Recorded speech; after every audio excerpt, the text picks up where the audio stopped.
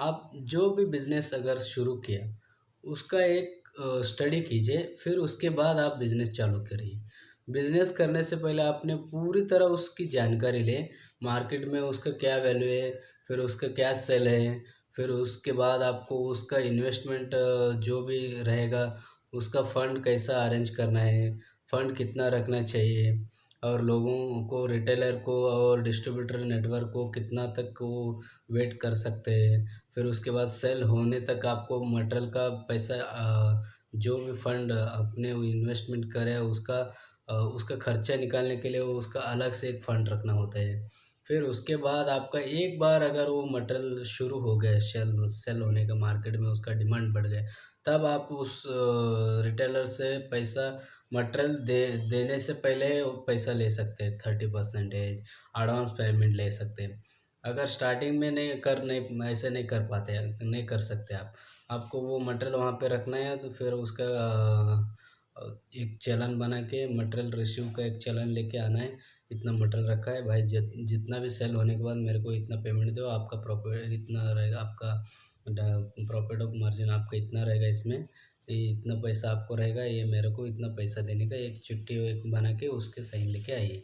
उसके बाद 2 दिन के बाद वहाँ जाइए, सेल हुआ है कि नहीं है। सेल नहीं हो रहा तो कस्टमर को उसको सेल करने में क्या दिक्कत आ रही है, इसको उसके बारे में प्रॉब्लम कैसा उस प्रोडक्ट को करना है, सेल करने के लिए आपको वहाँ पे क्या क्या एडवर्टाइजमेंट करना है, मार्केट में कैसे जाना है, ये सब आपको वहाँ पे हमारा जो भी टीम रहेगा आपको सपोर्ट करेगा। लेकिन आप पहले से अगर ऐसे करके जाएंगे, आपने कुछ भी आपने उसके बारे में स्टडी नहीं किया, आप डायरेक्ट मार्केट में उतर गए, फिर आपको बहुत सारे नुकसान झेलना पड़ेगा। ऐसा मत करिए। जो भी आपने बिजनेस अभी भी जो भी लॉस में चल रहे, तो उसके बारे में हमारा जो भी टीम है उस उन टीम से कंसल्टेंट करके आप बिज़नेस का थोड़ा सा प्रॉब्लम वगैरह सॉल्व करके लीजिए। अगर आप ऐसे करते रहेंगे तो आपका बिज़नेस ना चलेगा। आप ऐसे लॉसिंग होगा, हर बार नया नया बिज़नेस में इन्वेस्टमेंट करते रहेंगे, हर बिज़नेस नया स्टार्टअप का ऐसे आपको लॉसिंग में तो हो सकता है। जो भी अभी बिज़नेस आप कर रहे हो उसमें अगर करना चाहिए नहीं करना चाहिए, ये भी आपको वहाँ पे हमारा टीम आपको सपोर्ट करेगा। क्योंकि हर जो भी डॉक्टर, क्यों डॉक्टर, हर आदमी को एक डॉक्टर चाहिए। उसका जो भी प्रॉब्लम होता है, उसका जो भी इलाज होता है वो डॉक्टर ही कर सकते हैं। वैसे आपका बिजनेस के अंदर जो भी आपको प्रॉब्लम क्रिएट हो रहे हैं, तो आपको एक सपोर्ट हैंडल हैंडल चाहिए, सपोर्टिंग एक टीम चाहिए आपको। उस फील्ड में जो भी एक्सपर्ट रहे, जिस फील्ड में पूरे वो लोग सक्सेस हुआ है, वो लोगों का साथ आपका चाहिए। अगर आपने ऐसा नहीं कर पाएंगे तो आप ऐसे अकेला पड़ जाएंगे, फिर आपको कोई हेल्प नहीं करेंगे। आपको मालूम रहेगा, हर इंडस्ट्रियल में एक बिजनेस का एक पूरी तरह टीम होता है। अगर उस टीम में आप नहीं रहेंगे तो आपको कोई भी हेल्प नहीं कर सकते, आप अकेले पड़ जाएंगे। आप किसी न किसी के साथ सलाह लेके, किसी न किसी के साथ जो भी बिज़नेस करने से पहले उधर आप उस बिज़नेस में पूरा सीख लीजिए, फिर उसके बाद बिज़नेस स्टार्ट करें। अगर आपको पूरा नॉलेज आया है तो आप बिज़नेस शुरू करके आप उसमें से प्रॉफिट कमा सकते हैं। आप ऐसे उस बिज़नेस को अगर आपने स्टार्टअप तो कर दिया, उधर सब सीख लिया, तो आपको अगर उस बिज़नेस को आपको पूरा बड़ा करना है, एक ब्रांच से 10 ब्रांच तक बढ़ाना है, पूरी दुनिया में फैलाना है या पूरी वर्ल्ड में फैलाना है, पूरी आपको जितना बड़ा बिज़नेस करना है, फिर उसके बाद आप तैयार कीजिए, कर कितना फंड रह गया, कितना मेरा मैन पावर बढ़ाना चाहिए, फिर उसके लिए क्या करना चाहिए, कौन सा टीम को मेरा सपोर्ट लेना चाहिए। हर बिजनेसमैन जो बड़े होते हैं उनके लिए वो उनका टीम काम करते हैं, वो अकेला कभी नहीं करते काम बिजनेस में। जो भी बिजनेसमैन है आप उनके बारे में स्टोरी सुनिए, वो बिजनेस तो स्टार्ट करते हैं, लेकिन उसका जो जो मैनेजर हो, जो उसका चीफ एग्जीक्यूटिव ऑफिसर हो, वही लोग उस बिजनेस को बड़ा करते हैं। वो तो बिजनेस का तो स्टार्टअप कर दे, उसने तो उस बिजनेस का एक स्थापना किया है, लेकिन उस बिजनेस को चलाने के लिए उसके अंडर बहुत सारे लोगों को मेहनत करना पड़ता है, उनका टैलेंट उधर लगाना पड़ता है, फिर उसके बाद वो बिज़नेस बड़ा होता है। आपने सुना रहेगा, जो भी अभी सबसे बड़ा एक मैं एक आपको एग्जांपल देता हूँ। गूगल कंपनी जिन्होंने स्टार्ट किया वही उधर कंपनी का चीफ एग्जीक्यूटिव ऑफिसर नहीं है। उसके लिए एक अलग से एक जो टैलेंट व्यक्ति होते हैं उसमें उस वो आदमी उसने वो अलग से कुछ करके दिखाया, उसी को वो पोस्ट मिलता है।